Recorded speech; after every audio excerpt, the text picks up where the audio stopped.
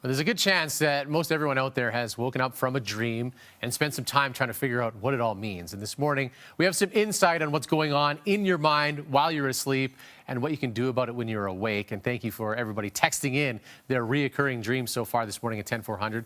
Registered psychologist Lisa Rowbottom is here for more on this. So, Lisa, let's start off. What's the purpose of dreams? Why do we dream? So there's a couple of theories. One is that we're processing things that we encounter during the day while we're asleep, but the part of our brain that makes sense of these things is also asleep. And so we get these kind of oddly assembled dreams or, thoughts or memories that, the part of our brain that makes it make sense isn't there. So you get some pretty strange dreams sometimes. There's also a theory that our brain uses it for emotional regulation, but more in a future-orientated way. And so in our dreams, we will encounter things that may trigger certain emotions. It's almost like our brain is kind of working through and prepping us for the next time we experience that particular emotion, or if we run into that particular emotion, what would we do? That is a very interesting one. We've heard from people on the text line talking about tough dreams in anticipation of getting out of a tough relationship or something like that, and then the dream goes away when they actually do that. Do these dreams actually mean anything? So it depends on what your culture is, where you come from. There are some psychological theories that do ascribe meaning to dreams. There is a theory that as human beings, we share kind of this collective understanding of certain symbols. And so when those certain symbols show up in our dreams, then,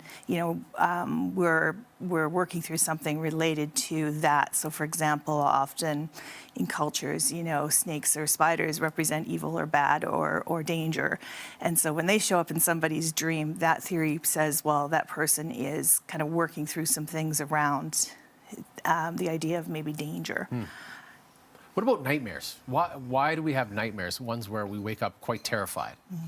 So again, if we go back to the emotion processing side of things, it's our brain kind of prepping us for the potential of that thing happening. And everybody's mind is going to be a little different as to what they think are potentials. So for someone who is always running, your brain is kind of working through the fight or flight response for when that happens. But of course, because, the part of our brain that says, yes, this is happening to you, no, it's not, is asleep, it can feel very much internally like your systems are responding as if you were. And so you get a very vivid experience of running. Now, dreams, as you said, are quite unique to everybody, but there are these reoccurring dreams that people seem to have similarities with, whether it's the running one or failing a test, that sort of thing when you're not actually in school. Do we have any idea why that happens?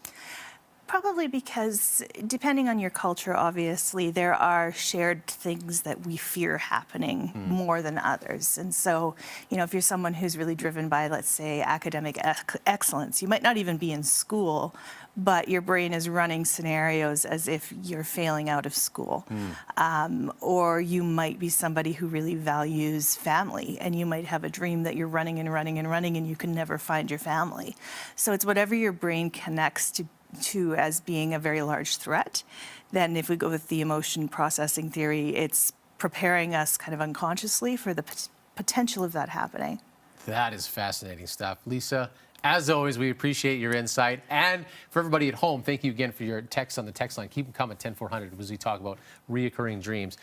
Lisa is the clinical director at Sojourn Psychology. If you'd like to learn more about them and their services, you can visit sojo.ca.